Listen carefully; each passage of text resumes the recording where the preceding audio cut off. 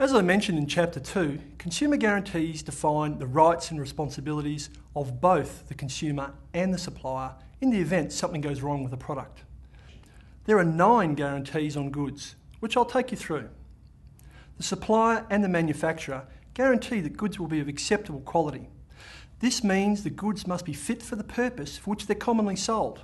That is, a toaster must be able to toast bread. The goods must also have an acceptable appearance and finish, so the brand new toaster shouldn't have any scratches on it. The goods must also be free from defects. The toaster's timer knob shouldn't fall off the first time it's used. The goods must be safe, so the toaster's wiring should not be exposed. And finally, the goods must be durable, which means the toaster should work for a reasonable amount of time after the purchase without breaking down. The supplier guarantees that the goods will be fit for a specified purpose. This means that the goods will be able to do the job you were told they can do. For example, a consumer might buy a chainsaw, but doesn't know what model to get. If the consumer explains exactly what they want to cut to the salesperson, and that salesperson recommends a certain model of chainsaw, the consumer is guaranteed that that chainsaw will be able to do what they said they needed it for. The supplier and the manufacturer guarantee that any description of the goods is accurate. For example, if you see an advertisement in a catalogue or on a television and purchase that product, you are guaranteed that the description of the goods will be accurate. If you buy a product and get it home, take it out of the box, and it's a different colour or size than what was described, the accurate description guarantee has not been met. The guarantee, of course, doesn't apply when goods are bought at auction. The supplier guarantees goods will match the sample or demonstration model that might be shown or described to you. For example, if you use a fabric sample to select a covering for your new couch and it arrives with a different covering, the guarantee has not been met. This guarantee, again, doesn't apply when goods are bought at auction. The manufacturer guarantees that spare parts and repair facilities will be available for a reasonable period. If, for example, you bought a $1,500 camera a year ago and took it in to get the flash fixed, you would expect that they would have spare parts available. If they don't, the manufacturer has not taken reasonable steps to provide spare parts and they have not met the guarantee. The supplier and the manufacturer guarantee that express warranties will be honoured. Sometimes suppliers and manufacturers often make extra promises about the quality, state, condition, performance or characteristics of goods. These are called express warranties, and if they are made, they must be honoured. An express warranty can be any extra promise, either verbally or in writing. For example, if a salesperson tells you that a bed that you're about to buy will last 10 years, they are making a promise about the performance of the goods. If the bed only lasts 6 years, the express warranty has not been honoured. The last 3 guarantees that I'll talk about apply even if it's a private sale. The supplier guarantees that they have the right to sell the goods. This means that the seller has what is known as clear title. That is, it's theirs to sell.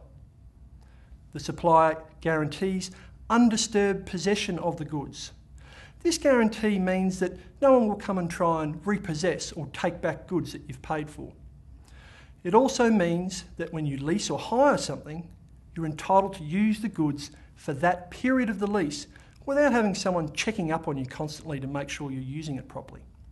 The supplier guarantees that the goods they are selling are free from undisclosed securities.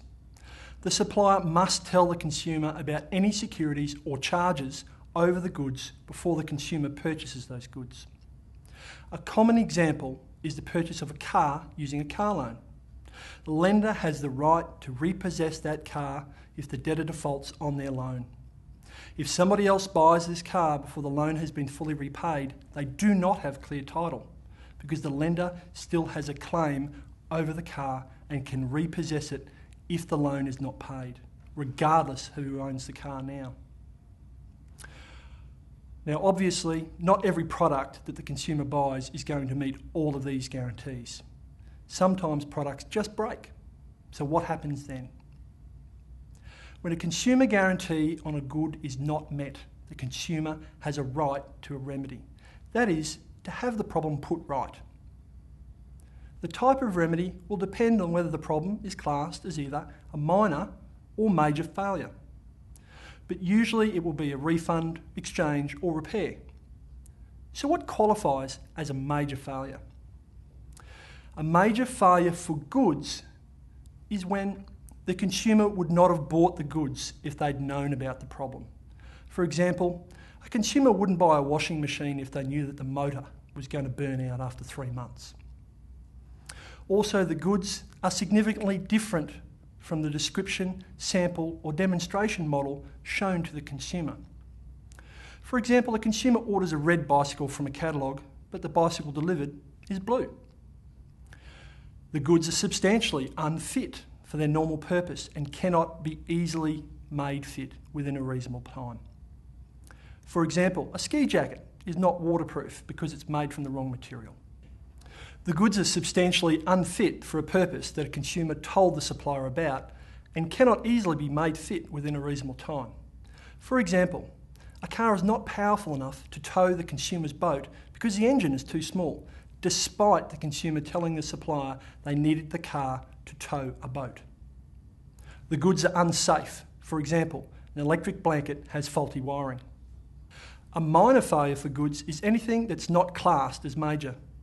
When a major failure of a guarantee occurs, the consumer has the right to choose the remedy, while in a minor failure situation, the supplier chooses the remedy. It's important to remember the consumer has a right to a remedy either way. It's just a matter of who chooses the type of remedy.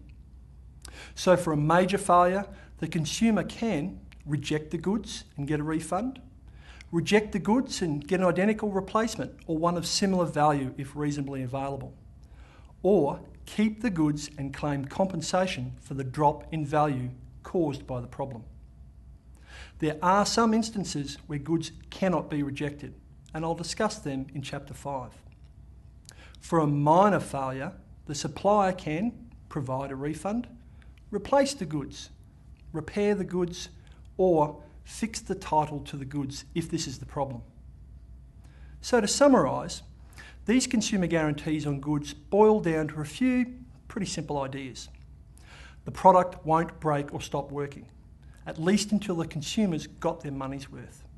The product will do what it's supposed to. If a supplier makes a promise to the consumer or gives a warranty, it will be honoured. And if something goes wrong, the supplier must make it right by providing a remedy, such as a refund, repair, or exchange.